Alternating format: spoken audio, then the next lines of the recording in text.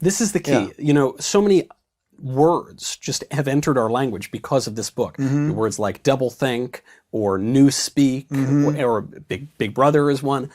And newspeak is the one I want to focus on because newspeak is political correctness. Yeah. And the theory of newspeak is that the party, Big Brother, is going to get rid of all the old language that people have used for centuries and centuries and replace it with this new ideological, party-approved, clean language, which sounds robotic. It sounds so crazy. Instead of saying something is bad, you'll say it's ungood or double plus ungood. Right. But so what does that sound like right now? It sounds like he, him, they, her, all of these things. So again, it's like, wow, how did he do this in 1948?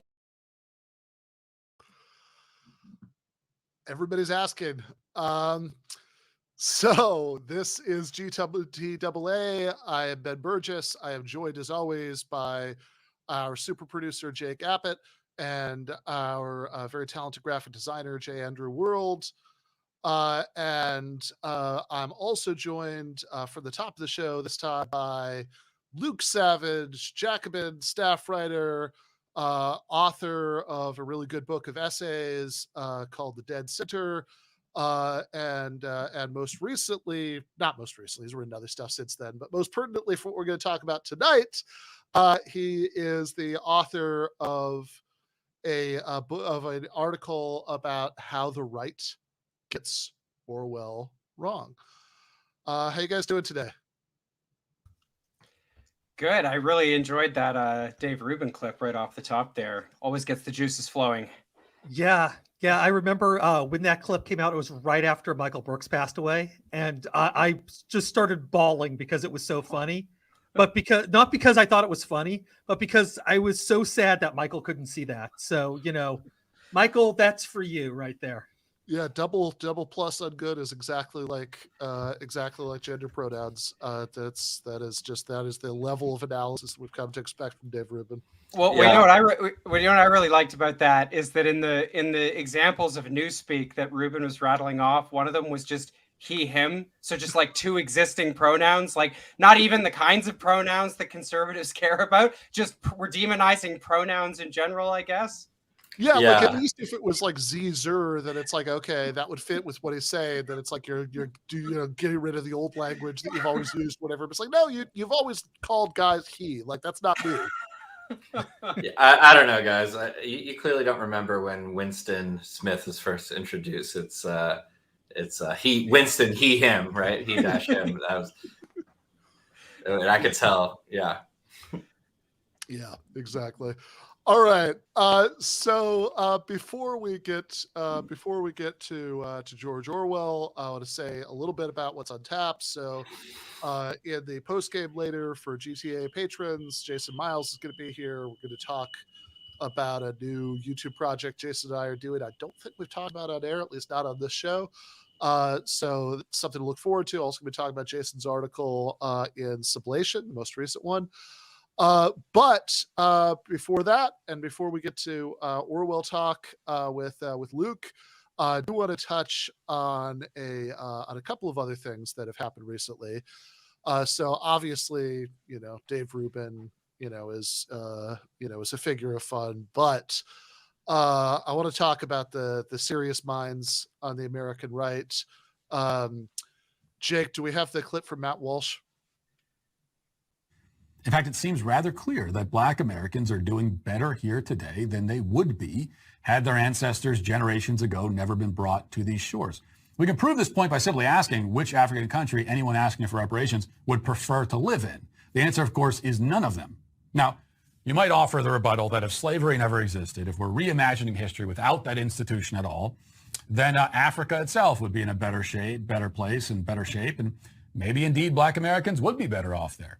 But this seems highly unlikely, and it also ignores the fact that Africans participated in slavery and the slave trade as much as they were victims of it. Not to mention, if we're reimagining the world without African slavery, then we have to also imagine it without all other forms of global slavery, since African slavery was merely one variety, one offshoot of this global institution. And now we have totally, at that point, rewritten the history of the world in a way so dramatic that it's absolutely impossible to say which individuals today would end up worse or better in this alternate universe. I mean, if you go back in time and get rid of slavery from the entire world, you have just, it's impossible to say what the world looks like right now. Actually, what we can say is that we'd all end up worse. All of us today would be in a worse spot if slavery never existed at all across the entire globe. Because a change that significant would likely shift the course of events in a way that would mean none of us would even exist. It would be a world full of other people who are not us. So I know that I benefit today from virtually everything my ancestors did and everything did to them, because if any of that had not happened, there's a very good chance that I never would have come into being. And as I see it, I benefit from being if the other option is not being. Oh, to live in that world without Matt Walsh. Like, don't tease me with a good time. Yeah, I mean, I guess my main thought about this is it's really interesting to compare the level, the philosophical heights to which Matt ascends when he's considering this incredibly difficult question of whether the effects of slavery overall were more good or bad, with the way that he approaches questions like, I don't know, what should we think about like libs who are too soft on crime? Took a real turn at the end there for me, because at first I thought he was just doing the sort of like standard right-wing whataboutism around the issue of slavery. And at the end, he got very existential all of a sudden. And he was sort of doing this like butterfly effect thing where it's like, well, I wouldn't exist if the history preceding me had been different. Ergo, everything that preceded me, I guess, is good, no matter how bad it was, even if we're talking about slavery. It's a bit like It's a Wonderful Life, and he that's the lesson he got from it, is like, oh, slavery's good. Well, or at least it's neither. I don't know. It's beyond good and evil because the effects are also complicated, and it's like I think he's I think the overall context is talking about like reparations or why black people today aren't worse off because of slavery, but it's like you could run this same argument without all this distance, right? I mean, like you could say if that like if you're talking about somebody who's like whose parents were like German Jewish refugees who like wouldn't have met if not for Hitler, right? It's like, well, you wouldn't exist if not for the Nazis. But Right. that's a like does that mean that it's like you couldn't you shouldn't demand compensation for for like stuff that the Nazis did that affected your family, because after all you yourself wouldn't exist? Does that mean that like you shouldn't be mad that happened because otherwise there would be no you? Well, before he gets to the butterfly effect stuff, he's going into, which, I mean, he brings up the counter argument, about that the world would look very different in general, and Africa might look very different, right? If not for the slave trade. But even forgetting all of that stuff, basically by his logic, like if you murder someone, if you just shoot someone in the head, right? And then like unbeknownst to you, that person could have maybe like saved a baby or something like that, then that means that you're not liable for murdering that person, right? Because obviously the slavers had no idea, they weren't thinking about the well-being of black people down the line. So it's all of just that the unintended consequences for this crime were maybe okay, you know what I'm saying? So it like kind of what you're pointing to, Bennett, it breaks down any logic of crime and punishment whatsoever by saying that there might be unintended consequences from your crime.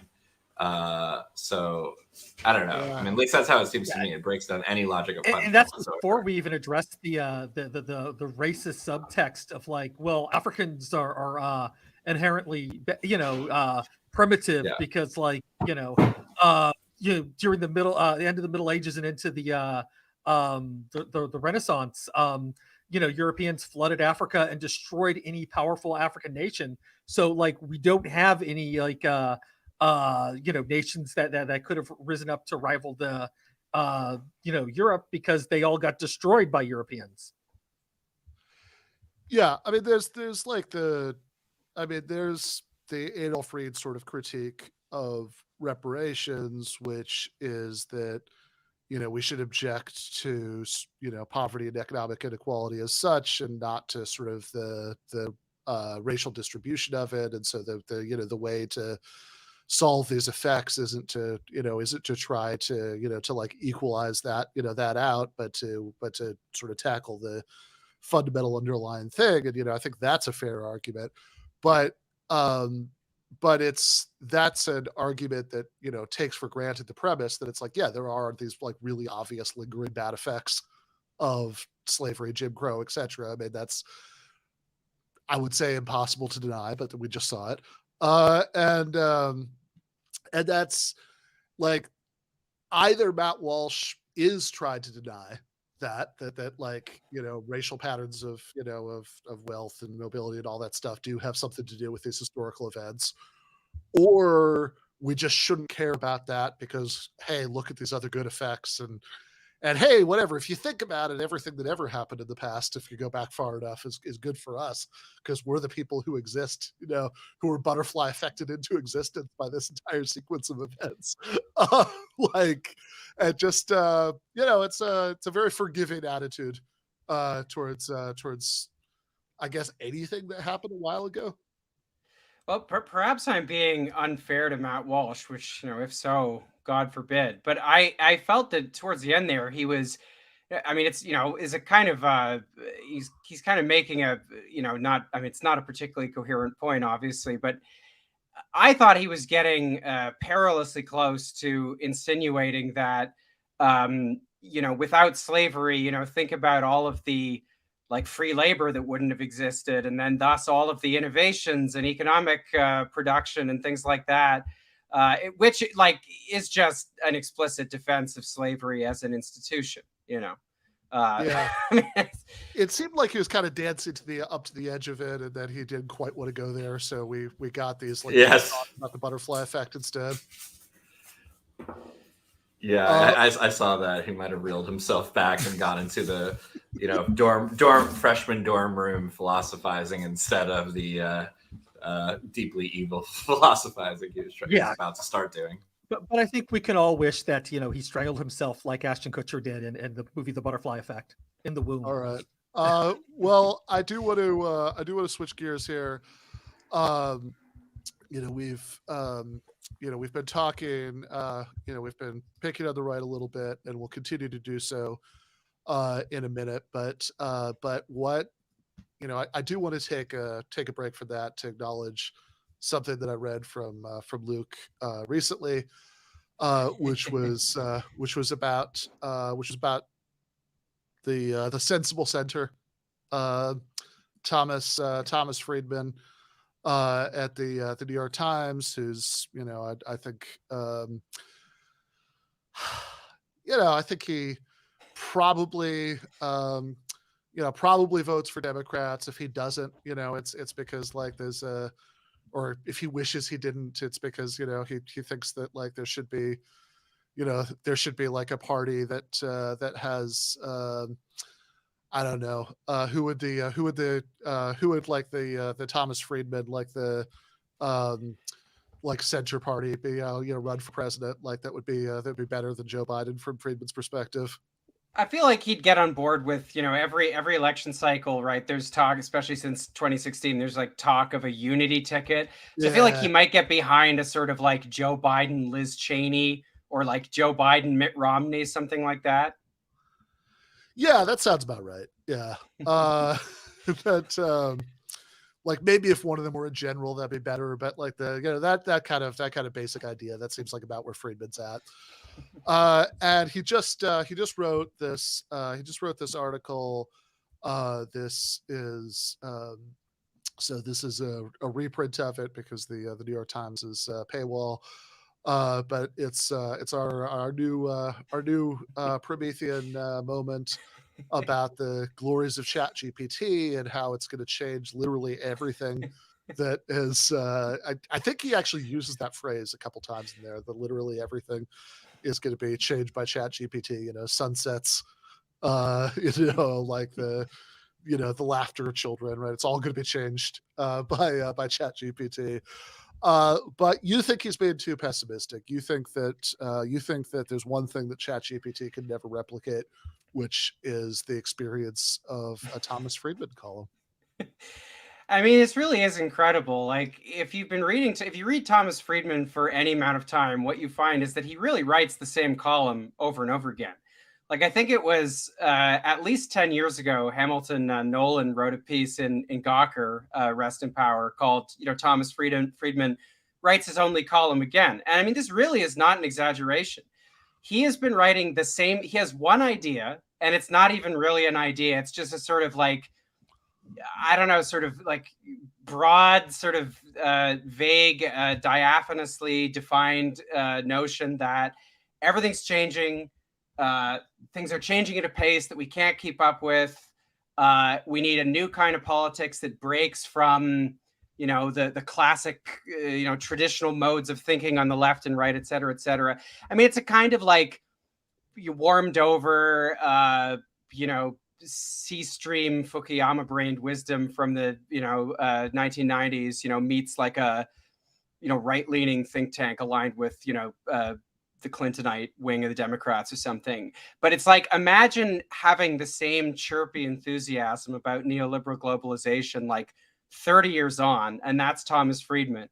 And you add to that just a capacity for mixed metaphor and convoluted imagery that I don't think artificial intelligence, no matter how advanced it gets, will ever be able to replicate. Like, this thing may be able to translate like Shakespeare into Sanskrit in a matter of milliseconds, but it will never replicate, Thomas Friedman's, singular flourishes. Like, I didn't cite it in the piece, but one of my favorite ones is his rule of holes, which I think goes something like, when you're in a hole, stop digging. When you're in when you're in 3 holes, bring a lot of shovels, something like that. And so just over the course of this one column, marinate on that one for a second. Over the course of this one column, the Promethean moment becomes an era. It also becomes an age. He represents it as the tornado that blows Dorothy and Toto into Oz and away from Kansas in The Wizard of Oz. He then, having framed ChatGPT as a technology, does a classic Friedman move, which is he sort of makes it like plural. So he says it's actually a cycle, it's a process. And then by the end of the piece, he's still introducing new concepts. So we get the complex adaptive coalition, just all this stuff. And by the end of the column, as with most Tom Friedman, you're left just thinking like, I have no idea what the hell I just read. What the hell is he talking about? But there we are. Yeah, I remember many, many years ago reading his book, like probably his first book. It was called From Beirut to Jerusalem, and it was about his experiences as a reporter in the civil war in Lebanon, and then being stationed in Israel during the first Intifada. And I will throw some shade on my 19-year-old self by admitting that I thought it was a good book when I read it, but I will also say, looking back on it though, I mean, it's like, and like whatever, this is like much less ridiculous than like a typical Thomas Friedman, in the last 20 years, New York Times article, since he's not, he's not talking about how like whatever, Mohammed bin Salman or, the CEO of some tech startup, told him is like really profound and, fits with like what his taxi driver told him, last week when he was in, the United Arab Emirates, that he's actually talking about like interesting news events. But even there, one thing that was like really clear is that the man loves his metaphors and will like, especially actually even more so maybe in that book, because You know, he doesn't like the one limitation. I mean, I assume that New York Times columnists like just like type up their columns on their phone and then like just send them in and nobody looks at them and they just put them up there, right? I mean, like if there's ever been a New York Times column that was like rejected, I really want to read it, right? That they like if they any of those guys ever sent something in and there was an editor who's like, yeah, really, right? Let's you know, it's like, no, I don't think so. I don't think this works. Write something else. I don't get the sense that that's a thing that happens. But the one limitation you maybe do have as a New York Times columnist is that you at least only have so many column inches to work with. Whereas when he has hundreds of pages to work with, I mean, he'll just do one of his metaphors for like pages straight and there's nothing to stop him. Yeah, well, I think if you're, if you're New York Times columnist on, at the level of Tom Friedman or Bret Stephens or something like that, I don't think those guys have editors, right? I mean, there was that, the case that tied into when Bret Stephens, like discovered a guy on, some like unknown academic who'd, called him a bug on Twitter or something. And then like by the end of the week, Bret Stephens had turned that into a national scandal where like Trump was calling him a bug. Like the president of the United States was calling him a bug. Somewhere in the midst of that, he cited some kind of like Google book or something, like just a really lazy citation that was hyperlinked. And clearly no one had checked it because if memory serves, when people did check it, it actually proved the exact opposite of what he was claiming. So, I think the Times is actually pretty rigorous in its editorial efforts in a lot of places. I just don't think that applies to these kind of like marquee opinion columnists who are just sort of like their own little, like they have their own little fiefdoms, it seems. Yeah, the Bret Stephens thing you're talking about, I remember this, and the professor who he was like outraged about, and this guy, I mean, it's been a long time, so I might be misremembering some of these details, but like, I think this is a guy who had like 100 Twitter followers or something before Bret Stephens, got involved in his life.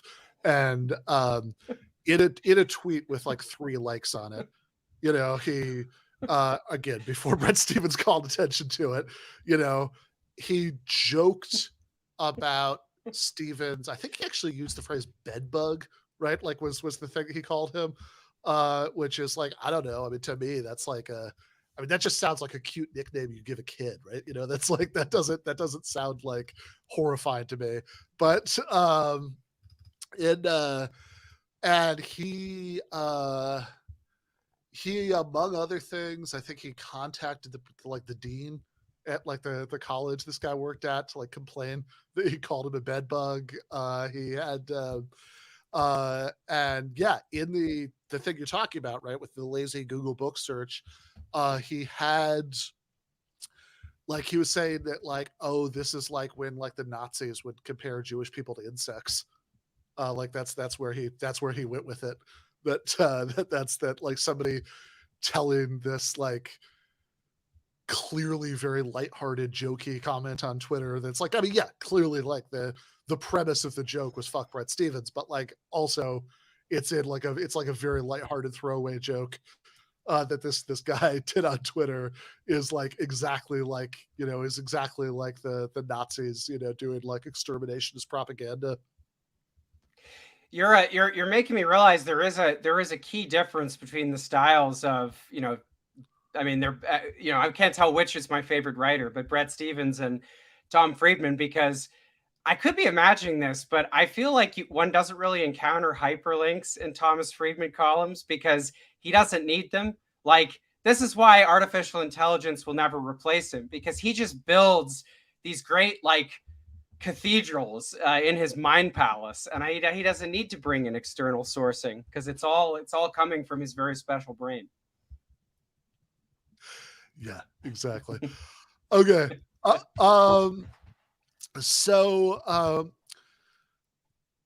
I do want to get your take on something else that has happened in the last week. In fact, is the thing itself is really happening tomorrow. That Donald J. Trump is planning on turning himself in to the authorities It's finally happening after all the years of predictions. Although I don't think he's terrified at the prospect. I think he's planning like a huge press conference tomorrow night to milk this for everything that he possibly can. There's like a quest. So I mean, the thing that I wrote about it actually before it happened, I wrote something for the Daily Beast where it basically said, yes, absolutely, go for it. Presidents shouldn't be presidents and ex-presidents should be bound by the same laws as everybody else. So even if it's like a relatively minor offense, I don't care, right? If Donald Trump, goes over the speed limit on his way home in Mar-a-Lago, he should get a ticket, and if he doesn't pay, then at least as long as it's set up this way for everything else, right? If he doesn't pay his ticket, he should end up spending a night in Palm Beach County Jail. But also, there's something like really obscene about the fact that like people like George W. Bush and Henry Kissinger, will never see a day behind bars for far more serious crimes. So that was my take on it at the time. But then I think we have a clip of this, Jake. Charlie Kirk, weighed in with a threat about what should happen in retaliation. Some of you say, well, Charlie, there's nothing these Republicans can do. They control the DOJ, FBI. No, you're wrong. This was a local DA that indicted Trump. We have thousands of Republican sheriffs, local DAs, and we have well over 25 Republican AGs. So this is not even about forget the federal government, because guess what? They just indicted Trump in a local area. So the equivalent is this. Okay, you indict Donald Trump in Manhattan, we indict Bill Clinton in Coeur d'Alene, Idaho. Figure it out. Sure. Let's do it. I mean, I remember learning about the Spartans and how like after a king would reign for a year, they would be put on trial for every single decision that they made over the course of the year. And it's like, there's a good idea behind that. Maybe we should be putting our ex-presidents on trial for some of their decisions. Well, I mean, that's a that's a little extreme, but I mean, like, let's I mean, just obviously Charlie's hitting us where it hurts there. I mean, it's like, you can't not Clinton. Like that would, that would like really upset everybody. Like they have that's the Simpsons, not Lenny. It's like it's like come on, like you're really breaking out the big guns here. You're gonna threaten our beloved Bill Clinton. Yeah, it reminds me of this. It was really funny TikTok talking about the Proud Boys coming to New York, and they were like, "Proud Boys, if you come, do not attack these beloved New York institutions." And it's like the Bubba Gump shrimp restaurant in Times Square. Liberals love this, and they're just talking about all the worst places in New York. But yeah, it's like, no, I honestly, that sounds incredibly entertaining. I mean, the premise is that it will be based on literally no charges, which I guess would be completely disruption of our entire legal system. But because there's a difference between I guess it would just be completely retributive, which is what I guess that's what they think this whole Trump thing is, right? So in their world, but that would be one of the most that would be a really entertaining. In all seriousness, I will say I understand that the appearance that wrongdoing may have been committed is different from having evidence for a specific crime and et cetera, and Charlie's understanding of how the judicial system works is a little wobbly, but also I don't know. I mean, it does seem a little weird to me that it's how many years has it been since the Epstein flight logs were made public? Several, right? Have any of the people who are flying around in the Lolita Express, have they even had I don't know. I mean, just spitballing here, but it's have any of those people even had to have conversations with the FBI about okay, so did you go to the island? What did you do when you were on the island? They I would. Well, no, but Alan Dershowitz gets to write an article in the New Yorker once a year about how he's no longer welcome at certain parties at Martha's Vineyard. So he got canceled. Yeah. Yeah. All right. So It was Alan just Dershowitz has been punished enough, but like everybody else, like it seems like, I'm not saying that you can actually find something on all or even most of those people, but like, man, that just seems like, I mean, maybe they just don't have the resources to do, to do all those interviews, but on the face of it, right? Like that does seem like if you're in the pedophiles playing Going to Pedophile Island, that like there might be, you can have a conversation, ask some questions, do a little legwork, see what you can find from witnesses. Just these are free ideas, for anybody who wants it. And if all of this ended, God forbid, with a prosecution of America's favorite person, Bill Clinton, then that's that'd be sad. But I guess we just live with it. Yeah, we would be extremely owned. And if Charlie Kirk, if you're listening, I just want you to know we'd be extremely owned if that happened.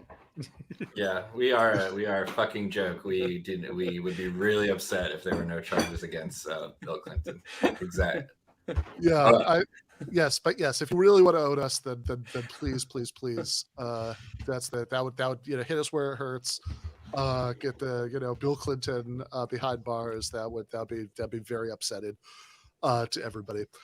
Okay, so I do I do want to move on to Orwell in just a moment. But before we do that, there is one last thing I wanted to hit, which I think maybe starts to transition us into the totalitarianism discussion, which is that somebody who actually was technically a guest on the show once, it was like a sort of crossover episode, but I did talk to him, is Peter Hitchens, brother of the late Christopher, has been on this tear lately, arguing that, and this is honestly like whatever, but they have arguing that the Nazis were actually left wing, and which I think I said. So I wrote an article for Jacobin about this, and in the article, I think some of this was cut for space, and because I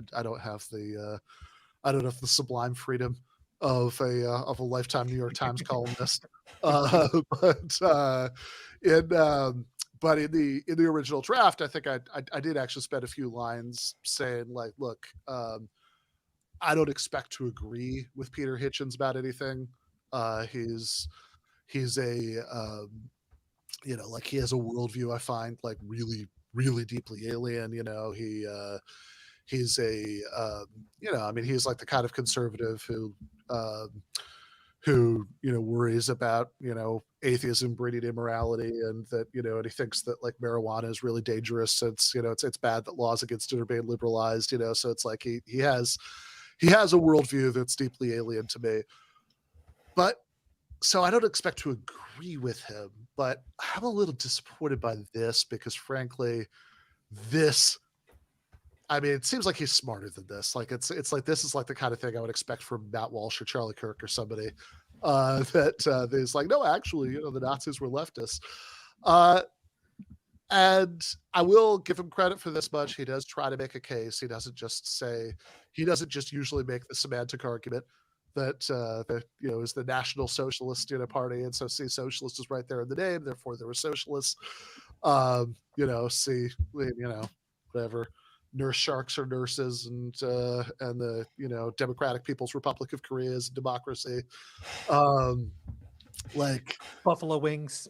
Buffalo wings come from buffaloes. If something, all names work this way, right? Like anytime somebody claims a word when they're naming something, that means that they're that they literally are that thing. So he doesn't just do that. To be fair, right? He does cite some evidence, but it's all very weird evidence, right? So I just want to list off. I sort of tried to like figure out all of the specific factual claims that he makes that he thinks backs up the argument the Nazis, despite appearances, were actually very left wing.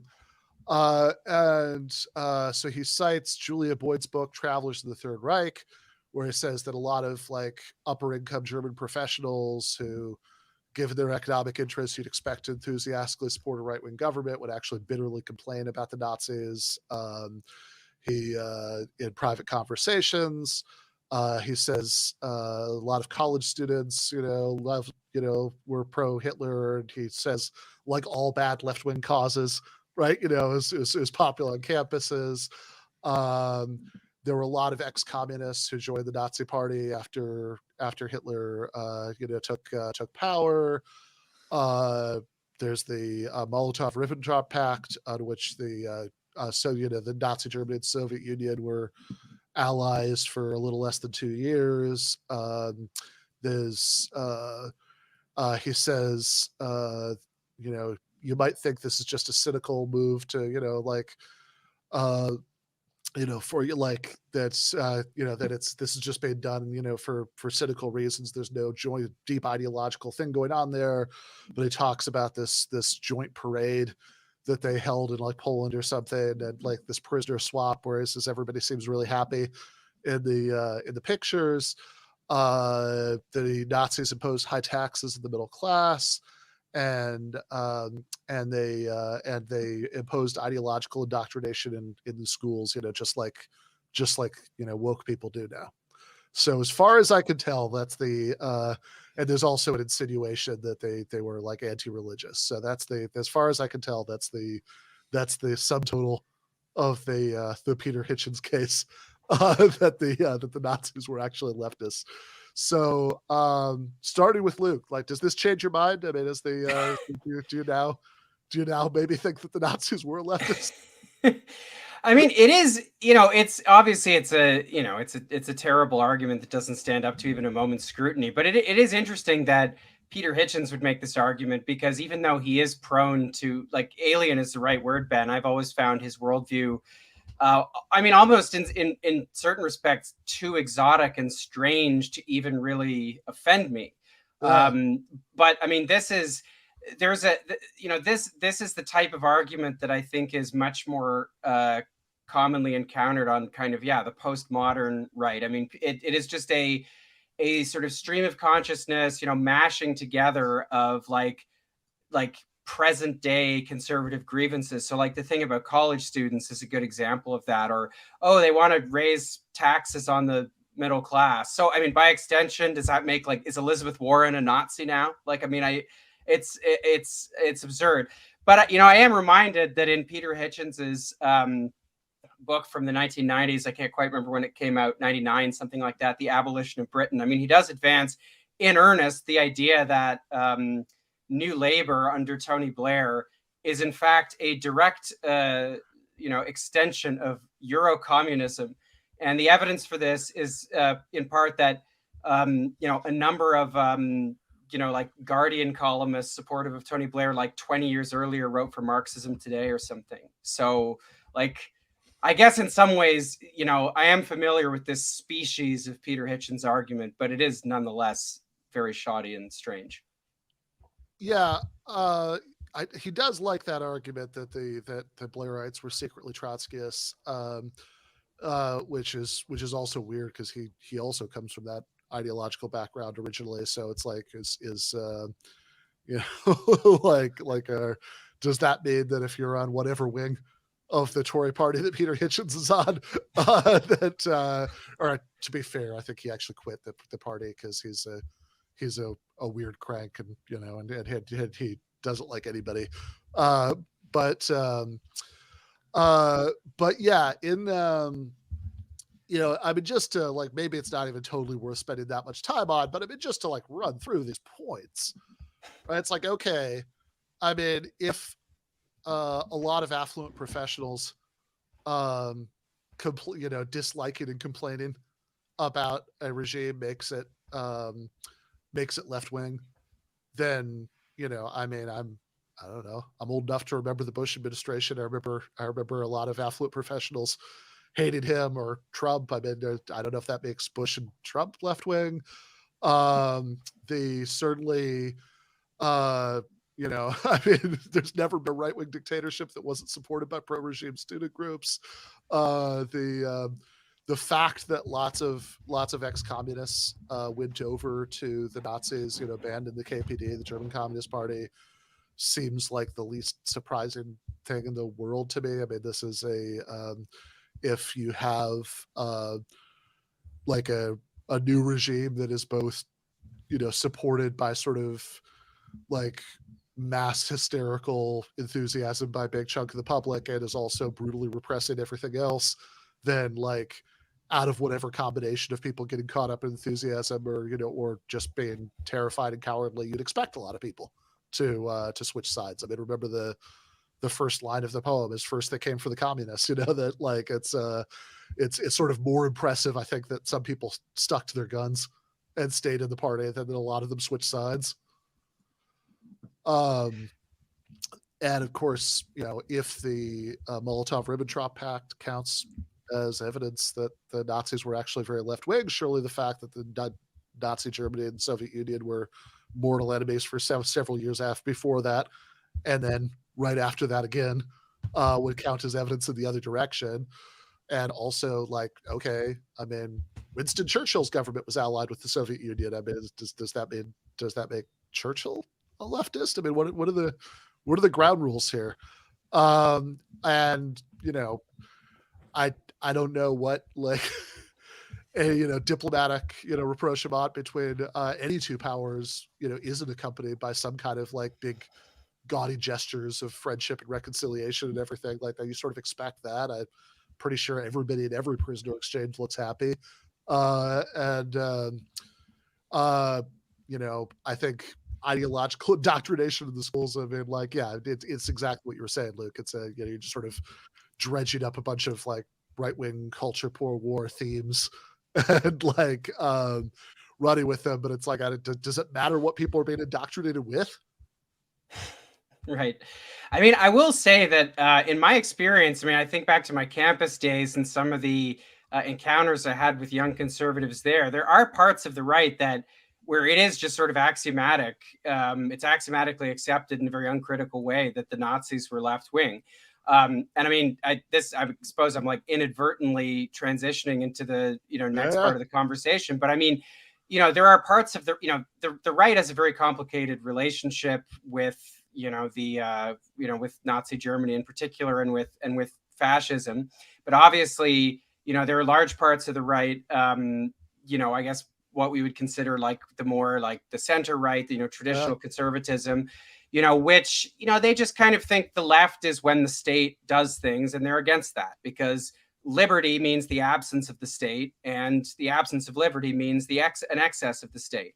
And so because the Nazis were a kind of, you know, corporatist regime, and because, you know, they did things that parts of the German elite disliked, and, you know, they had a, you know, kind of a populist rhetoric, which, you know, selectively targeted big business, et cetera, you know, like there are parts of the right which just actually, I think, do believe that, yeah, the Nazis were on the left. And actually, the new leader of the Conservative Party in Canada, Pierre Poilievre, recently had a tweet where he was advancing this idea. And I mean, he was just doing the version you mentioned earlier, Ben, which is the one encounters most often, which is just like, well, it's right there in the name, National Socialist. What more do you need? Yeah, exactly. I would also just briefly say, like, generally speaking, countries that are at war or that are planning to go to war raise taxes. Wars are really expensive. Like, you know, I think, I mean, I'm pretty sure, you know, again, I'm pretty sure taxes went up under the prime ministership of Winston Churchill. Yeah, I knew nothing about Nazi tax policy, but I looked up on Wikipedia, and it said that the Nazis were not willing to raise the income tax as high as Great Britain, and instead relied on plundering.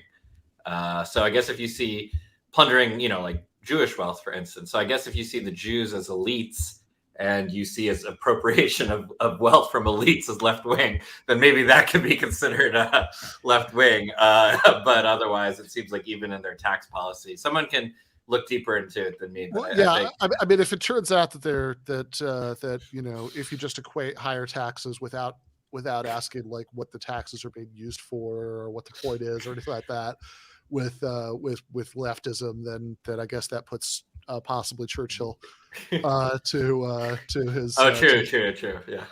to his left. Also, like, you know, not for nothing, I looked this up while I was writing this, and the you know, so fun trivia question. Do you know when Britain first got income taxes? No. So Britain's first income tax was imposed by Prime Minister William Pitt for the war against Napoleon, and 1790s. So, you know, I guess Clearly a Marxist plot. Yes, exactly. Also a socialist Pitt, presumably. But you know, and you know, the religion stuff I think is like, in a way, even more ludicrous, because it's like, I mean, actually, there's tons of, I mean, if anything, I'll give you, out of the various European fascist regimes, the Nazis had the most ambiguous relationship with both the Catholic, you know, and major Protestant churches. But I mean, like in places like Italy and Spain and, you know, Romania, it was like very, very closely allied. But like even there, I mean, there was tons of collaboration. And, you know, there's, you know, like prayers for the Fuhrer said in lots of pews and all that stuff. And, you know, even if you get into like those Nazis who were privately really into, you know, like whose own personal beliefs were like Christianity sucks because it's Jewish and, you know, we should, like, you know, Volkish paganism is better. It's like, I still don't know what that, okay, so that's like anti-Christian, but I don't know what it has to do with leftism. I mean, like I've had, like, you know, you think about the range of attitudes that different like socialist or communist governments have had towards religion, going from deeply misguided attempts to like stamp it out to like sort of live and let live, separation of church and state. You know, I've never heard of like a leftist who was like, oh, we should actually all worship Odin. Yeah, Peter Hitchens' understanding of the Third Reich comes from the Indiana Jones movies, and he thinks Nazis are all like, they were just looking for the Art of the Covenant because they wanted to replace our Lord and Savior Jesus Christ. Yeah, exactly. Okay, well, while we're talking about totalitarianism, I want to switch from National Socialism to English Socialism, INGSOC, the ruling ideology of the party in 1984. So Jake and Andy, I will see you guys on the post game. But yeah, I want to dig into this article that you wrote for Jacobin about this long and continuing history of right-wingers trying to claim George Orwell, you know, which is I guess sort of the equal and opposite phenomenon to what we've been talking about, right? You know, they want to foist fascists on the left and claim Orwell as one of, you know, as one of their own. And before we get into what Orwell actually thought, right, what his actual political opinions were and how that ties into his books and all that stuff, it is, you know, do you want to just kind of set us up, you know, at the beginning with like what the right says about Orwell? Sure. So, I mean, the genesis of this piece really was that I just happened upon, you know, George Orwell's review of Friedrich Hayek's The Road to Serfdom in 1944. And originally my idea had just been to sort of write that up as a short blog post because I thought it was interesting. But then what I discovered kind of through that is that, you know, the right's relationship with Orwell is kind of a deep one. I mean, it goes back to Hayek himself, and what seems to have been a misconception on his part, and on the part of kind of his disciples, that 1984 really is the sort of fiction version of The Road to Serfdom. It's a warning about where kind of nationalization and you know, various other things that were swirling around, public ownership, aspects of the welfare state that were really in ascendance after the Second World War, Hayek thought that, that is the road, that's the eponymous road to serfdom. Those are the things that are going to lead to totalitarianism. And, Hayek, it's been a while since I read The Road to Serfdom. But Hayek partly developed that on the basis of an argument about Nazi Germany and how the communists and socialists in Nazi Germany, in his view, had actually helped lay the groundwork for the Third Reich by attacking the fundamental principles of liberty, such that it was easier for the Nazis to take power.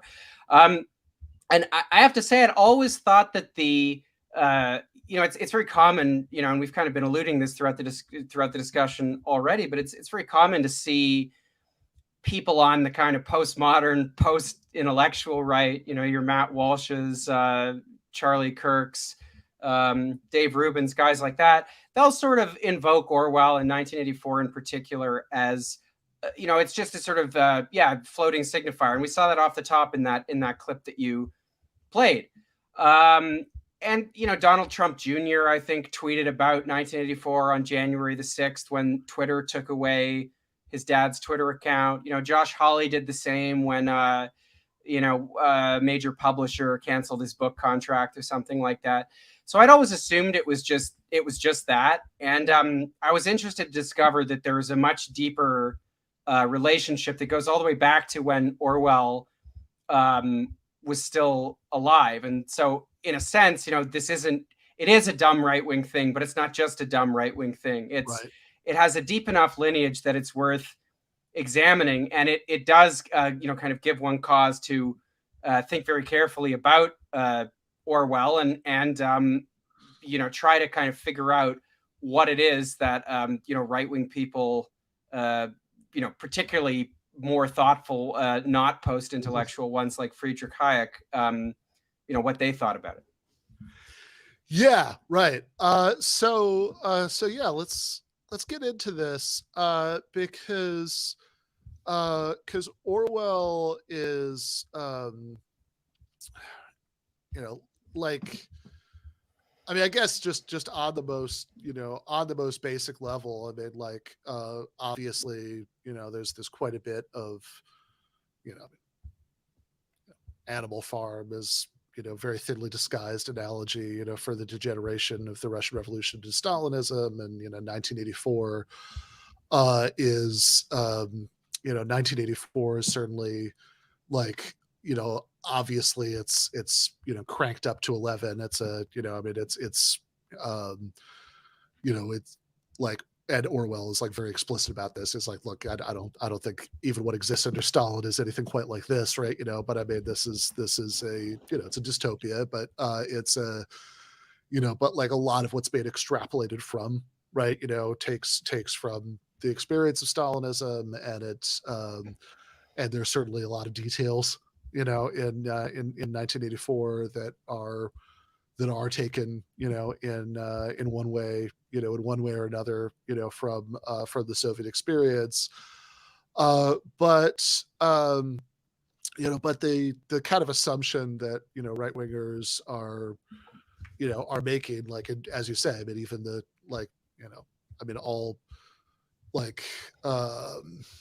all joking aside, I mean, it's I certainly wouldn't put Hayek in the same category as, really any of the conservatives that we were talking about, today, right? That, is certainly a much smarter and more interested thinker than any of those people, right? But there's still this kind of, what they saw in it was that this is the thing that collectivism, ultimately leads to, that this is the sort of final nightmare of, of what that becomes. And, Orwell, I think Orwell's views are, certainly more complicated than that. And and Orwell's doesn't, at any stage in his life think anything like that exactly. Although one of the things I liked about your article was that, you weren't just kind of you weren't just kind of doing the cheap way out of let's just find the most left-wing things that Orwell says, and and kind of haha, you idiots, right? You're missing the boat, like you do, introduce some nuance into both his record and his and like the things that he thought that, you know, that maybe do to some extent jibe with what these people were getting out of it, you know, even if there are really important differences between what he thought and what, you know, and what his right wingers who have wanted to appropriate him have thought. But I mean, like, I guess one way of getting into this would be to talk about the sort of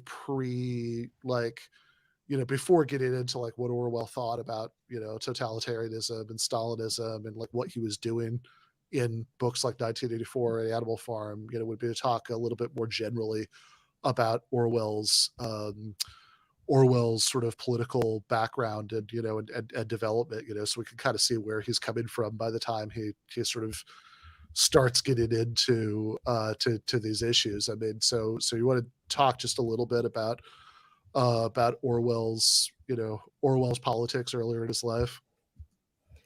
Well, sure. I mean, you know, it's been a while since I read it, but I think foundational to Orwell's politics was the experience that he had in Burma, which, you know, there's the I mean, it's a novel, but I mean, I think it's, as I understand it, to be a just sort of a, you know, fictionalized account of various things he saw in Burma as a colonial policeman.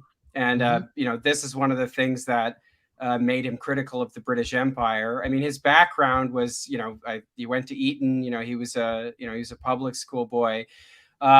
But, you know, he was drawn to the left throughout the 1930s. And of course, he famously went to Spain and documents this in Homage to Catalonia.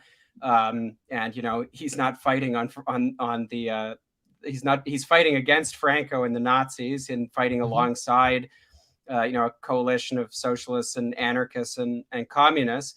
Although some of the experiences that he has there, particularly with regard to how, you know, Stalin oriented the USSR during the conflict, and to, you know, just some of the conduct of, or what he saw as the conduct of, you know, some of the communists that were fighting on his side, you know, this began to turn him very hard against, you know, against the model of socialism that was being developed in the USSR. In the 40s, he starts writing for our sister publication, Tribune, and, you know, also The Observer, where his review of The Road to Serfdom was published. And then it's after that you get the sort of what I think are really Orwell's two best known works, Animal Farm and 1984. You know, I would probably don't have too much time to talk about Animal Farm, but one thing I feel like I didn't have a chance to engage with enough in the piece was the fact that when Animal Farm was originally published, it was actually, it was actually, you know, people on the right didn't like it. You know, T.S. Eliot, for example, you know, who was a reactionary crank, you know, he said this is a book that thinks that the answer to socialism is more socialism, you know? So, you know, he understood that. I mean, T.S. Eliot, to, you know, much like Peter Hitchens, right? Very alien worldview, but he has give him credit for this much. He actually, you know, he got the point, right? So I'm going to do, anybody who's in the middle of reading Animal Farm, you can just skip ahead a minute. I'm going to do a spoiler, but they have you know, in Animal Farm, you know, the allegory of the book, right? The pigs are the Bolsheviks, and like the sort of final nightmarish vision at the end of the book is that the pigs are sitting with the humans. You can't tell which is which anymore, right? In other words, that like the sort of like final most damning thing he can say about the degeneration of the Soviet regime is that it's like capitalism now. And, you know, this is not a subtle metaphor at all, right? But you know, generations of less perceptive right-wing critics have missed the point, and thought that it's like, oh, you know, he doesn't like communism, so, you know, so he's with us on this, and, you know, it's like, no, I mean, T.S. Eliot's exactly right. I mean, his, you know, like the critique of the Soviet Union in Animal Farm is that it's not socialist enough. I remember Eliot also says something like, well, it seems to me that what we need is like a better class of pigs or something, that like in other words, like he, Eliot sort of takes it for granted as like as like this sort of very traditionalist kind of Tory that he was, that it's like we're going to be ruled over by some sort of elites, what you could hope for is benevolent elites. Yeah, definitely. And I mean, it should be added with Animal Farm that a lot of its modern reputation, particularly in the United States, actually comes from a 1954 animated version that was released in the United States. And that version, which was quite literally financed by the CIA, rewrites the story as just a kind of straight piece of Cold War propaganda. So, the Trotsky surrogate character is made, to look kind of, dumb and unsympathetic. Old Major, who I think is sort of meant to be a sort of mashup of Karl Marx, a fusion of Karl Marx and Lenin. He's also made to look less sympathetic.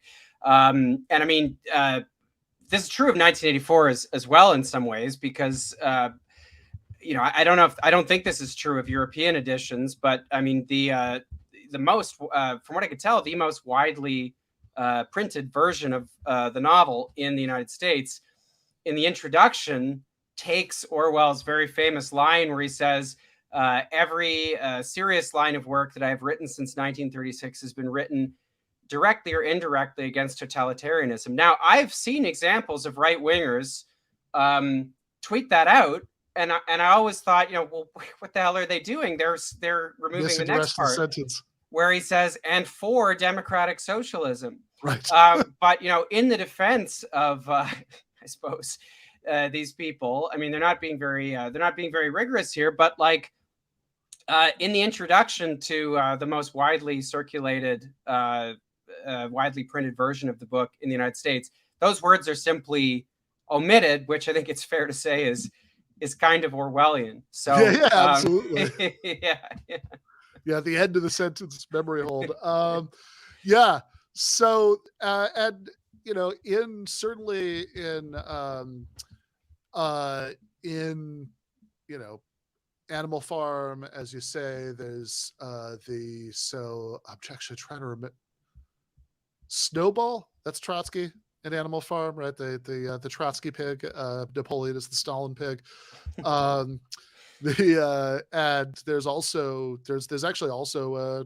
a Trotsky surrogate in 1984.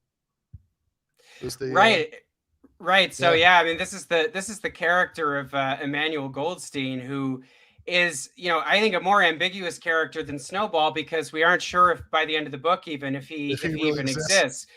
Yeah, I mean, there's a kind of literary tension in 1984, because so much of the book is about discombobulating you and allowing you, the reader, to experience what Julia and Winston are experiencing, which is just the total breakdown of any kind of objective reality, where you don't know, like, they're given this text midway through the novel, The Theory and Practice of Oligarchical Collectivism, that is ostensibly authored by the dissident figure Emmanuel Goldstein, but we have no idea if Goldstein is a creation of the party. Right. I mean, we don't know if Big Brother exists either, if he's a real person. By the end of the book, we aren't sure about any of this either, right? The book ends with that very famous kind of scene where Winston and Julia, after they've had their, after they've been tortured and kind of made to love Big Brother, they're in a cafe and they get a report from the party propagandist that one of the other powers is actually encroaching on their territory. And they're sort of thinking for a second, well, maybe this is it. Maybe there'll be some kind of disruption in this, in all of this. And I actually can't remember if the Chiron comes back in to tell them that, the forces of Oceania have driven the enemy back or whatever. But regardless, the takeaway is that, you really have no idea what's happening, because you can't believe the party's broadcast one way or the other. Even there were scenes in 1984 where they seem to be getting like attacked, and it's not clear if is the party just attacking its own citizens, etc. And so that's one part of the book, and that's one of the things that I think is so powerful and disconcerting about it. On the other hand, the text of the Goldstein manuscript, is clearly intended to be some kind of commentary on totalitarianism. I mean, you can read it as a kind of standalone thing, and that's in tension with its more ambiguous status, I think in the text. And so I think that kind of ambiguity, in addition to the sort of wider ambiguities of the world in 1984, I think is kind of made it a bit of a carte blanche onto which you can project your own particular conception of totalitarianism. And I don't necessarily say that as a criticism, although I do have, it's one of the things that makes the book effective. But I do have some criticisms, I think, of the way that totalitarianism is portrayed in the book. But nonetheless, I think that has all contributed to a sort of environment where, it was possible for people, particularly in the context of the Cold War, to, read certain things in the book. And I'll say one more thing on this, which is that I remember when I first read it at age perhaps 16, I mean, it simply never occurred to me that, it just seemed like the world in 1984 clearly came about through a suppression of popular democracy, which means that it's clearly the product of, a right-wing authoritarian project. And so I think that's, I knew a lot less then than I do now, but I think that's a good I have a personal experience of, that you can read this book in various ways. Totally. Yeah. And, it's kind of funny, actually. I was just thinking about the, Peter Hitchens thing about, anything that reminds you of something is like evidence that, that the thing that reminds you of it, like, is that thing, right? It's like there are all kinds of ways you could play that game with the society in 1984. I mean, there's the Junior Anti-Sex League, sounds pretty socially conservative to me, but yeah, I do want to get into your criticisms of it, but I do, but I think before that, it is worth, highlighting something that you quote in the piece, which is, that 1984, comes out in 1948. That's part of the idea, right? It's 48, 84. But in 1949, you quote this 1949 letter that Orwell wrote to Francis Henson of the UAW. Auto worker who's asking Orwell about what he was getting at in 1984. And Orwell writes to him that my novel, he says, is not, all caps, intended as an attack on socialism or the British Labour Party, of which I am a supporter, but as a show up of the perversions to which a centralized economy is liable and which have already been partly realized in communism and fascism. Here, yes, to be fair, I think there is some convergence, right, between his anxieties and, view of the world and what somebody like Hayek is working with, except that he then says, I do not believe the kind of society I described necessarily will arrive, but I do believe, allowing, of course, the book as a satire, that something resembling it could arrive. I believe also the totalitarian ideas have taken root in the minds of intellectuals everywhere, try to draw those to their logical consequences.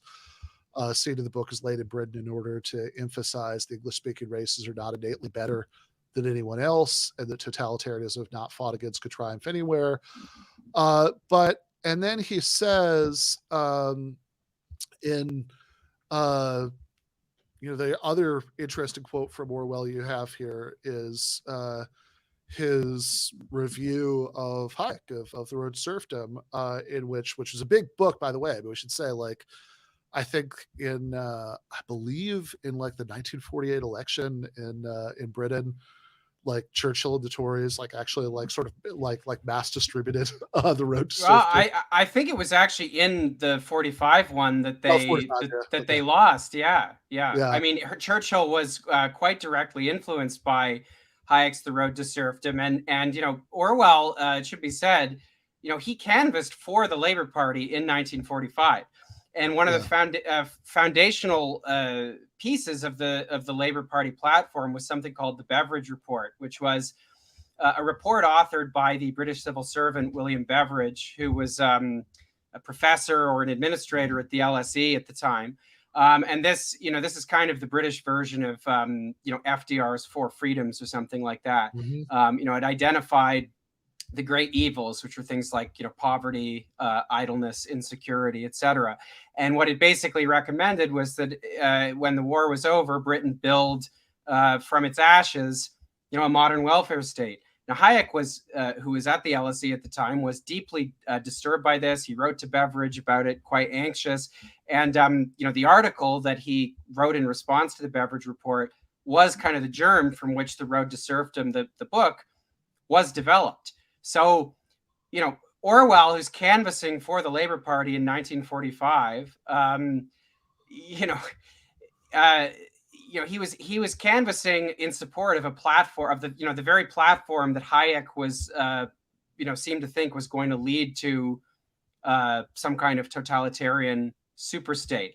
So, I mean, for this and for many other reasons, the view which seems to have taken root after 1944, when Orwell publishes this review among Hayek and his disciples, that Orwell was, a kind of a sympathizer, that he was, it seems like some kind of almost Hayekian classical liberal or something. I mean, it really just does not stand up to scrutiny. And what's curious is it doesn't stand up to scrutiny even if you just read the review. Now, Hayek did read the review, and I can't find much about his response to it beyond the fact that he seemed reasonably pleased and he thought Orwell was being quite generous. I think Orwell is being generous to Hayek, and you can see that in the quote that you've got up on the screen here. And I'm a little frustrated by the fact that Orwell doesn't engage with the kind of historical component of Hayek's argument about Nazi Germany.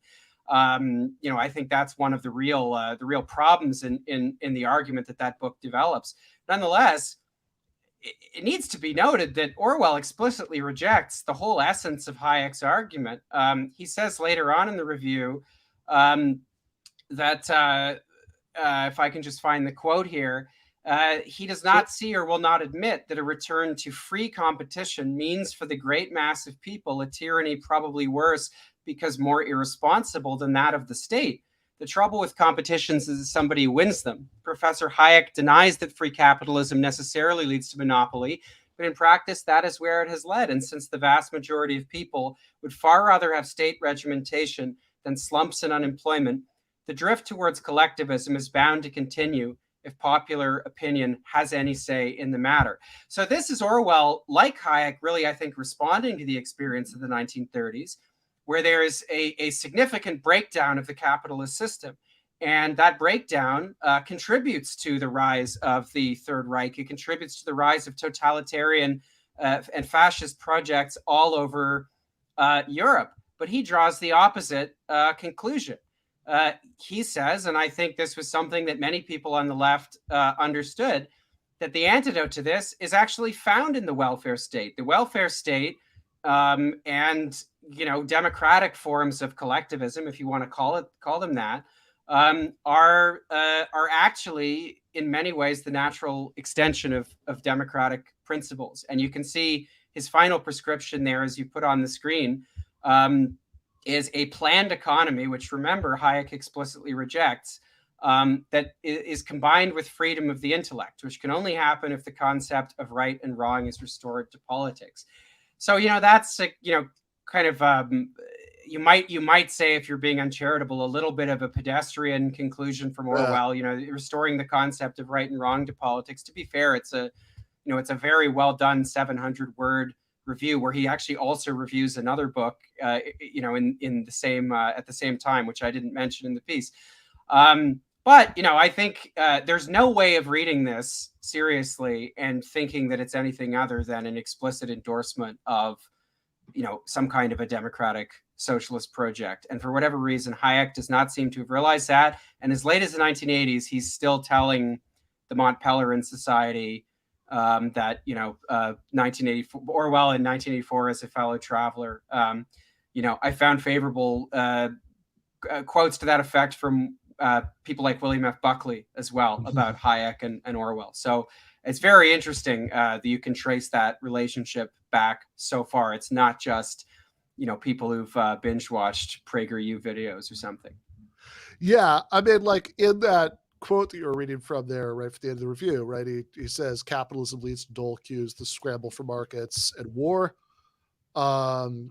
Collectivism leads to concentration camps, leader worship, and war. There's no way out of this unless a planned economy can be combined with freedom of the intellect.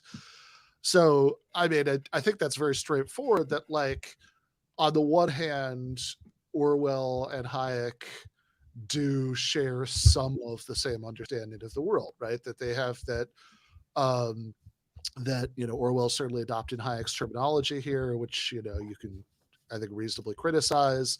And Orwell is certainly worried that there are authoritarian potentials within, the project of transition to socialism, but also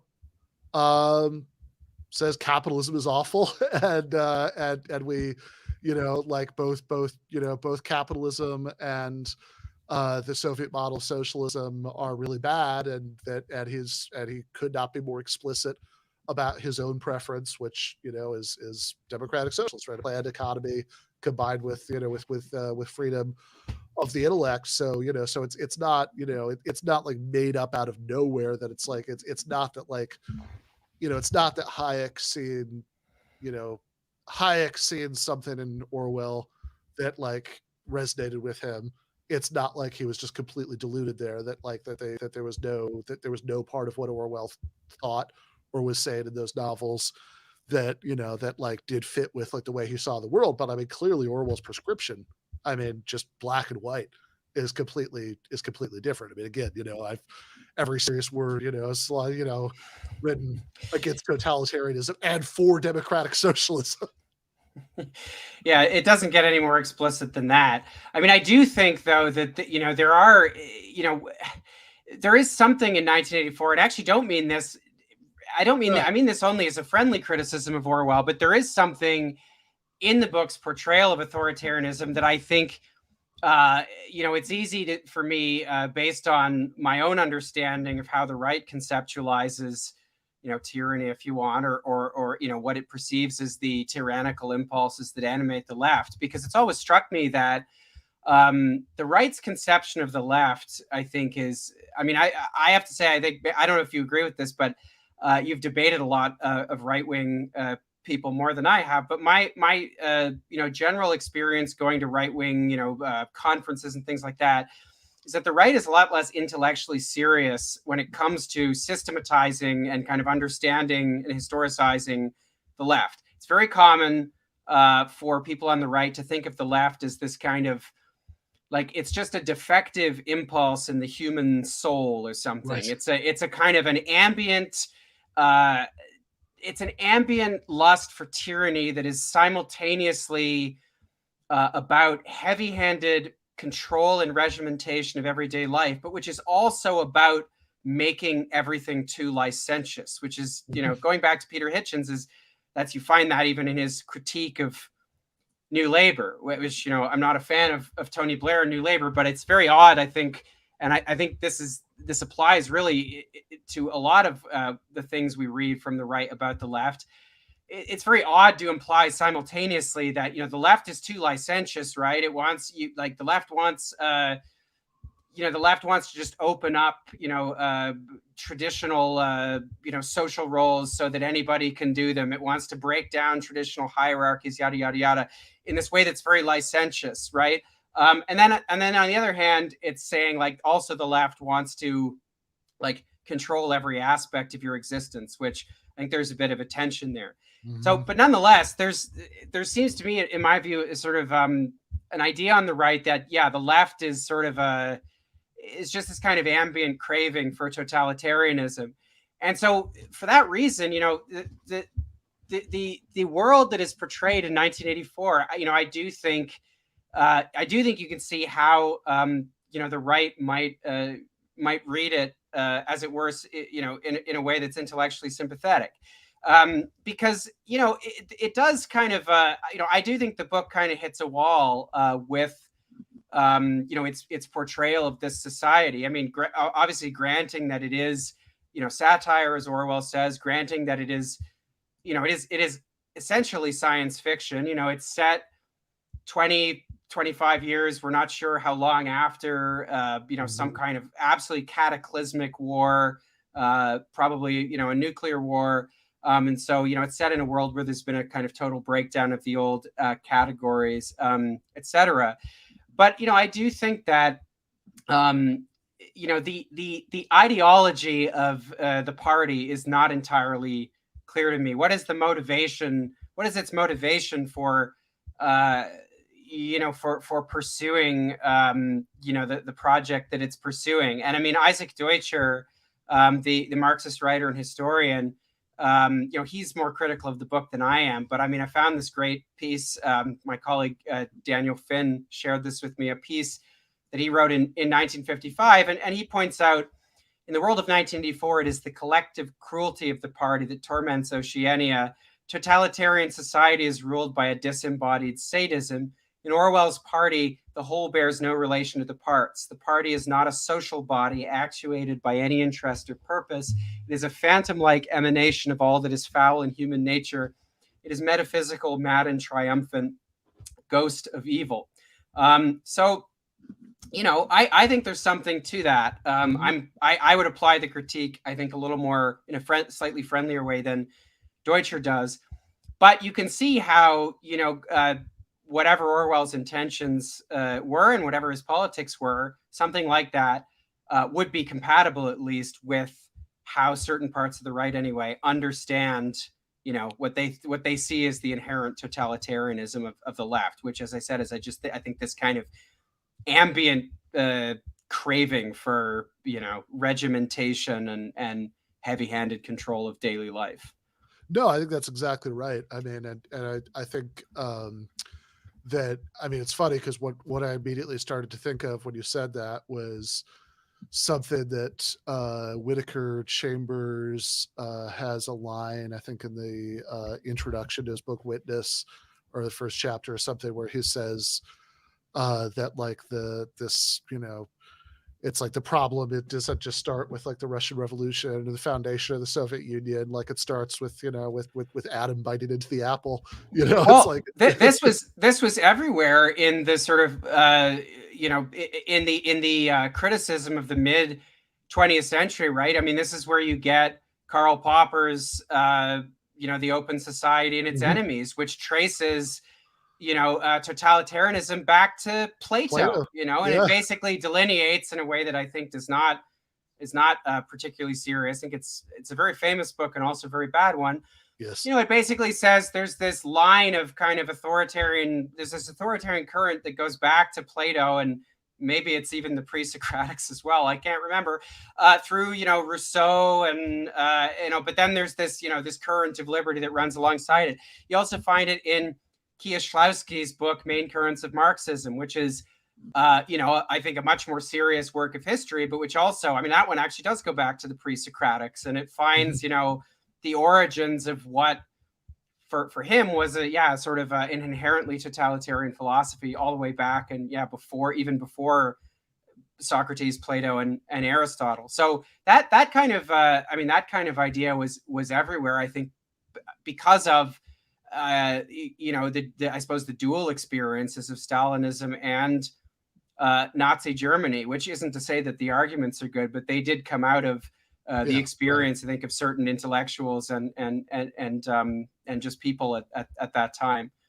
Yeah, and I should say, like, to your, one of the first points you made at the beginning of that about the disanalogy between, between the left and the right, that, the reason that Whittaker Chambers thing was on my mind is that I recently listened to the Know Your Enemy episode about him, which is, 2 hours of a couple of socialist intellectuals, like, talking through Whittaker Chambers' life and what he wrote and everything in a way that's, like, in many ways very, like, searching and sympathetic. And it's kind of hard to imagine, like the equivalent podcast that like that Well- you'd have like that you'd have like that you'd have like a couple of conservatives doing one where they would just like it's like, oh, this is our episode, we're gonna spend like 2 hours like criticizing but also sympathetically unpacking like some book by Michael Harrington. Like I don't think so. Yeah, I mean, if that exists, I would be fascinated to hear it. I mean, Know Your Enemy. I listened to that episode as well as as usual, very, very interesting and well researched. Know Your Enemy is they have a relationship with Dissent magazine. The Daily Wire does not sponsor a podcast where like Ben Shapiro and Matt Walsh like spend weeks reading Isaac Deutscher, right? Or Karl Marx or Engels or whatever, or Trotsky, and then speaking at length and with humanity and intellectual seriousness and intellectual rigor about the way the left sees the world and thinks. I mean, presumably there are some exceptions to this on the right, but if there are, I haven't encountered them. If anybody out there knows that there's like a right wing equivalent to Know Your Enemy that we don't know about, please let me know, because yes, I agree, I'd be fascinated. But I actually think there might be a sort of like, it's not just like these guys suck, whatever. Obviously, that's what we're going to think. But it's like I actually think there is like a sort of deeper reason for that goes back to exactly your point about this, which is, and look, I don't want to overstate the disanalogy. I think there is a way that like some progressives and leftists and socialists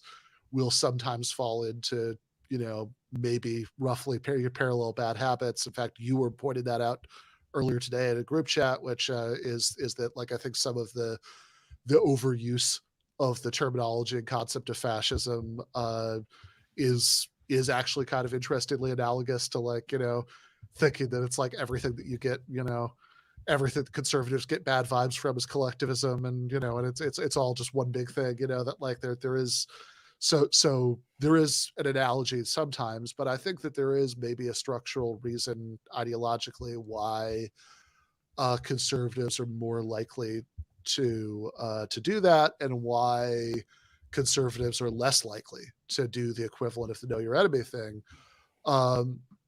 That like however rare that sort of approach is, even on like whatever, it's like one podcast or whatever, but it's like why it's more likely to happen right on the left, or why you're more likely to get somebody like Matt McManus, who obsessively reads and talks about like writes about every right-wing book on the left, which goes back to like Michael Brooks's big point in Against the Web, that if the right is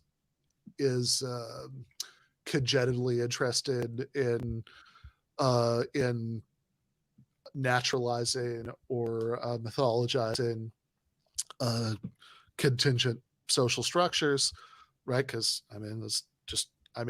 you're trying to conserve the status quo, right? That's the point of conservatism, and so you want to see it, in these sort of ahistorical terms, that this is just part of nature, or God's plan or whatever, and the left has the opposite impulse to historicize things, because we want to show that that like various ways about the way that the world is like came about for sort of explicable historical reasons, and with the the happy implication that they could then leave under future historical circumstances, that so it does sort of make sense to me that, given that basic difference in orientation, that you're more likely to get at least some leftists interested in sort of trying to unpack tried to unpack the sort of his specific historical circumstances, that ways that like, okay, how did this like right-wing idea come about, whatever, and you're more likely to and that like it makes sense that there's this conservative impulse to just sort of say that everything is, it's all just kind of original sin, that that that this is just this like deep bit of, of human depravity that, just happens to be manifested in this way at this time. But like, it's just this kind of random outpouring of evil. Yeah, that's exactly right. And I assume we're probably running short on time here, but there is just one more point I wanted to introduce into the discussion, which is that, to return to what Orwell says in his, his review of Hayek, that, collectivism is not inherently democratic. I mean, that's certainly true, right? The state is not inherently democratic. There are more or less democratic states. But one of the reasons why I think, all of the, everything I was engaging with in the piece felt very relevant today. It didn't feel like just a kind of pure, exercise in history or relitigation of old debates, is because, I think, Orwell could already see this. Lots of people could see it after the experience of the 1930s. But, we especially see today that the converse is true, right? Markets are not inherently democratic either. And in fact, markets, contribute to many things which are deeply undemocratic. And, we can see that, especially sharply in the American political system today, where you have, the lines of delineation between certain sections of finance capital and, big tech and Wall Street and et cetera, and, what are ostensibly democratic structures are very hazy. Are very hazy indeed. And, Hayek, it needs to be said, I think was not particularly wedded. And there are lots of people, particularly after the 1970s, when the new right becomes ascendant, and the kind of right that's influenced by Hayekian classical liberalism becomes more and more ascendant.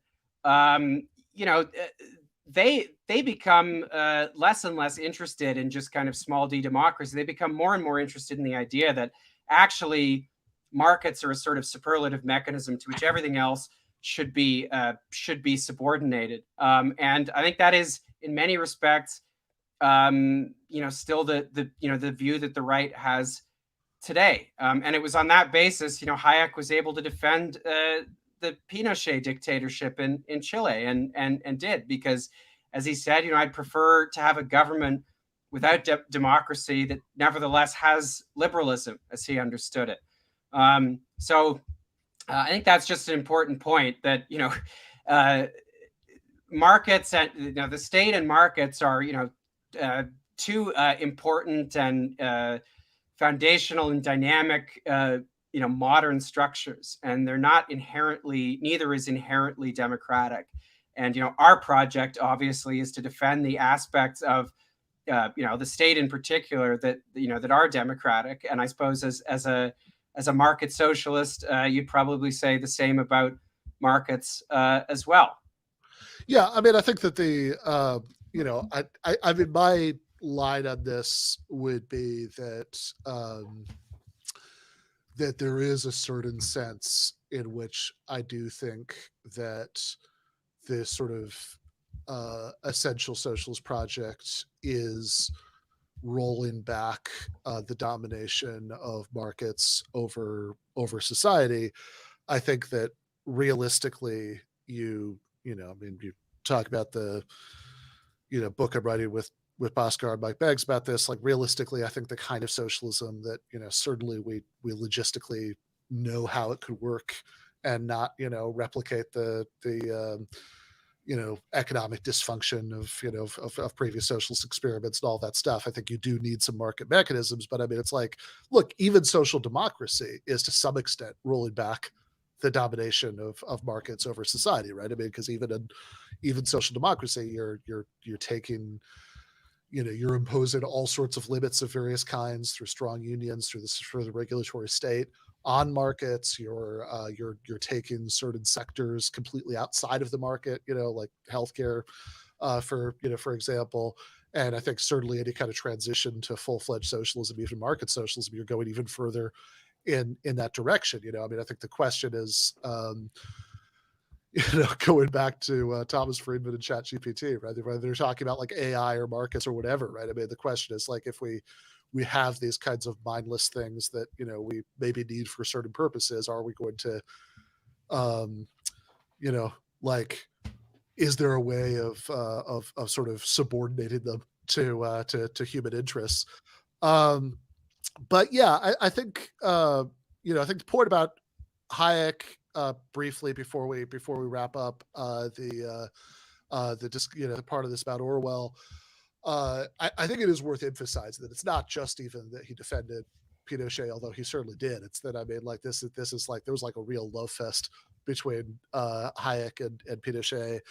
And, you know, there's a whole chapter, I think, in Hayek's book, The Constitution of Liberty, sort of written beforehand, right? But like about sort of laid out the theoretical foundations that it's like, okay, sort of on analogy to like Roman style temporary dictatorships or whatever, that you can have sometimes, you know, you have the state of exception, and you need to have you know, you need to have the dictatorship for the sake of liberty.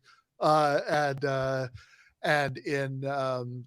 he was very, you know, was very aggressive about defending you know, defending Pinochet, and Pinochet, in fact, I believe, actually called like the Chilean constitution, you know, that he was writing, you know, as like the, you know, Constitution of Liberty, as a, you know, as like a tribute to Hayek. I think Corey Rubin wrote about this for Crooked Timber like 10 years ago or something. People can look that up. But, you know, so if you're worried that like collectivism is going to lead, you know, collectivism is bad because it gives rise to the possibility of authoritarian dictatorships, it's kind of a bad look to yourself enthusiastically support authoritarian dictatorships in order to stop economic collectivism. Yeah. But yeah, I think your criticism of Orwell's a good one. I mean, like, I think there's actually a line in the book where O'Brien maybe says like, you should think of the party as like a boot, you know, coming down on, you know, on face of humanity forever and ever, you know. Why? Because we can. And it's like, I mean, I guess at a literary level, that definitely makes it like a more disturbing horror story. So, you know, like, fair enough. But of course, going back to the point about historicizing and mythologizing, it's like, no, you know, when bad things actually happen in the world, they don't, it's not just random evil, right? Like they actually happen for much more explicable reasons than that. And that is probably a bad model, you know, for how to think about this stuff. So I think I think there's room to, you know, do what you're doing in your piece, which is to say, on the one hand, look, you know, you guys don't get to claim George Orwell. He could not have been more explicit in the fact that he ultimately agreed with us. But, you know, also that's not to say that he didn't get important things wrong, or that there aren't sort of nuances to bring to this, or ways in which, you know, even if it's sort of absurd for right wingers to pretend he wasn't a socialist, that there are ways in which his kind of understandable panic about, you know, the horrors of Stalinism, you know, like led him to, you know, you know, misdiagnose, or at least like write in ways in his novels that would, you know, that could lead to a big misdiagnosis, and that there's a, you know, that's an important distinction to be made. But I do want, before I let you go, the last thing is I'd want to switch gears completely for our last few minutes together, and talk about this book, the Dead Center, reflections on liberalism and democracy after the end of history, as Andy's graphic says. You know, you can order it from, if you want to order it from a worker-owned bookshop, redemmas.org. Could order it from online. But it's also available, you know, all of the more typical book places. And you know, in that one, I mean, you know, we've been talking for most of today about, on the one hand, conservatives, and on the other hand, you know, socialism. But of course, in this book, you know, the essays that are collected here, you are taking aim at neither of those things, at the center. So, you know, centers are sensible. What's wrong with centrism? Well, yeah, I mean, thanks for giving me the chance to talk about it. I should say, you know, there are some essays on other things. It's not just, you know, I think the part of the book that people have focused on most, and understandably, is, you know, the longest section, which is kind of these profiles and triangulation, if you want, of various figures, mostly associated with the Democratic Party, also Keir Starmer and Justin Trudeau. But you know, there's also an essay on David Brooks. You know, there are essays on the media. There are essays on pundits as well. There are essays, kind of the final few essays in the book, where I think perhaps the influence of Mark Fisher comes through most strongly. You know, those are sort of more just grappling with various aspects of, if you want, late capitalism and neoliberalism, and just the very strange and disorienting world that we live in. But yeah, the book is, I suppose, on the whole, is a critique of contemporary liberalism as represented in institutions like the Democratic Party and its leaders. But you know, and I do that in a number of ways through essays on different things. But I really think the core of what I'm trying to do is kind of excavate the hollowness of this particular project. You know, given that you know, liberals have kind of, in many respects, gotten many of the things they wanted. I mean, we are living in the world that historically triumphant liberalism of the 1990s created in many ways. And I mean, I hate to rely on this so often, but I really do think it is emblematic. I mean, it's a very striking phrase, and it's emblematic of just how seriously people took, you know, what it was suggesting. But you know, Francis Fukuyama's idea of the end of history in the 1990s. I mean, that really is how people, you know, conceived of that era.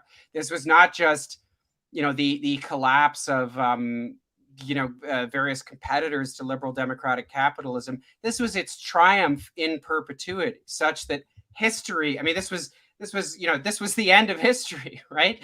And, you know, what happens to a political project when prophecy fails? You know, is a question you can excavate when it comes to all kinds of different projects, including ones that we've been discussing earlier in the conversation. But I think what my book is doing, or one of the main things it's doing, is kind of excavating what happens when you know, you have a project which succeeds in many important respects, but then the kind of new vistas of you know, liberal openness and you know, multinational cooperation and global pluralism, etc. When that doesn't come about, what happens? And I think what has happened, particularly to liberals, you know, in the United States, who are, you know, they're at the metropole, they're in the imperial center, is you know, that their project has become completely rudderless. It was once a project that did have animating ideas, whether or not you thought they were good or bad. To some extent, it actually had some kind of a popular constituency that was in favor of it, or at any rate was able to rally a genuine popular base for it at various times, right? People were very excited about Clinton. They were very excited about Tony Blair, etc. And it was able to build new kinds of political coalitions for a time. But you know, none of its kind of core beliefs have really come true, and the system that it's presiding over has proven to be certainly not representative of the end of history, but also prone to constant shocks, political insurgencies from both the left and the right, very disruptive ones, to all kinds of you know, social fragmentation. It's not as immune, as we've particularly seen over the past year, from geopolitical conflict, you know, between major powers, potentially very dangerous conflict. Well, very dangerous conflict. So the book is really trying to, you know, excavate all of that, and you know, people should read it. Check it out; it's good. Buy it from Red Emma's or your favorite local bookshop. Yeah, concur. Yeah, I mean, I think that I really like the when prophecy fails frame. I mean, if you kind of think back to, you know, what the 90s or, you know, were like, or, I don't know. I mean, I think that a slightly shameful thing that you and I have in common is that we both spent a lot of hours of our life watching The West Wing. Think about the sort of you think about that the sort of that is like I guess maybe started while Clinton was still in office and went into the Bush years, but it was this sort of very kind of warm bathwater fantasy of like something like that was like the Clinton 90s, but Yeah. but it was the dreamscape version of it. That like you think about that sort of sense of solidity and permanence, right? To that vision. I mean, this is I mean, look, I understand Fukuyama is a victim of people only knowing like part of the title of of his book and not what he says in there, but like also like it does that really does capture something about what that era was like and was very hard to escape or like think outside of unless you were just kind of a crank who was just wasn't like really plugged into it or interacted much at all with mainstream political discourse.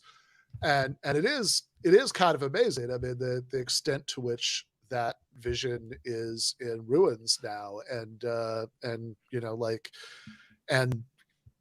just thinking about all of the things that these people wanted that they got, right? I mean, it's like, good job, guys, right? I mean, it's like you did like really what was on the what was on, like if you were like a Bill Clinton kind of Democrat in 1992, it's like what exactly was it that you wanted that you didn't get, right? I mean, the only thing they didn't get was the privatization of Social Security because and in many ways the West Wing is kind of a fantasy, or at least it starts during the Clinton presidency. And I should say there is an essay in the book on the West Wing specifically, but it starts as a fantasy about, I think, what would the Clinton presidency have been if it hadn't been soiled by, all that dang, impeachment stuff and Monica Lewinsky, and then we would have gotten the new vistas, the new progressive horizon would have come into view, which was privatizing Social Security and eradicating the last remnants of the New Deal. Finally, sweeping those into the dustbin of history, along with all the other detritus of the 20th century. But I guess I'll just say one more thing on this, which is that I think the phrase, I could be wrong about this, but I think the phrase "when prophecy fails" is the title of a book or a famous study about. Among other things, an apocalyptic cult, I think, from the Middle Ages. I could be butchering the details here, but one of the fundamental points about that's made in that book is that when prophecy fails, various things can happen. But when it came to this particular cult, the cult would get bigger when the prophecy failed. And I think that there's been, people. Often, right, if people adopt a kind of holistic and totalizing worldview, it can be very psychologically traumatic to abandon that worldview, especially very suddenly, especially if the worldview is premised on a prediction or a series of very concrete predictions that don't come true. So that's one of the reasons why often when prophecy fails, whether we're talking about a theological prophecy, religious, or a political one, people actually double down on it. They don't abide by that possibly apocryphal thing that John Maynard Keynes says, which is nonetheless useful, which is, when the facts change, I change my opinion. People don't do that, or at least some people don't do that. And I think that what's happened since the 1990s is that, elites in particular, as the system of, the kind of wheels that come off, you have the financial crisis, 9/11 before that, but the financial crisis is, I think, a very significant moment. Is in 2016, you have the election of Donald Trump. Through these various shocks, by and large, I don't think we've seen any kind of, wholesale revision of, among liberal elites in particular of, the views they adopted during the 1990s or the sort of political program and strategy and all the rest of it that follows from that. And so I think fundamentally what my book is trying to do is kind of examine what the sources of that are and what the implications of it are. And none of them are good. Yeah, fair enough. So yeah, that's people should definitely check out the Dead Center. It's a very good book. They have there's a lot that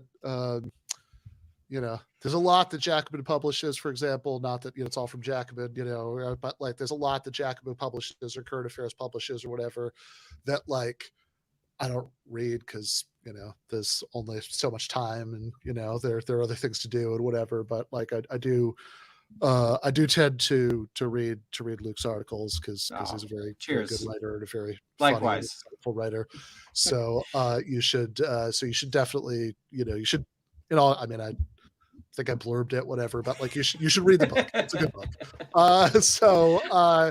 In any case, I'm gonna say bye to Luke now, and I have so the post game for GTAA patrons. We're going to have Jason Myles from This Is Revolution on talking about what he wrote for Sublation. Got a lot of fun stuff planned for that. If you were a patron, you should have just seen, actually, I just posted it because I realized to not post it earlier when I was supposed to, but should have just seen the link for the post game. So we're about to start that with Jason in a minute. Thank you, Luke. Thanks everybody. Left is best. Cheers.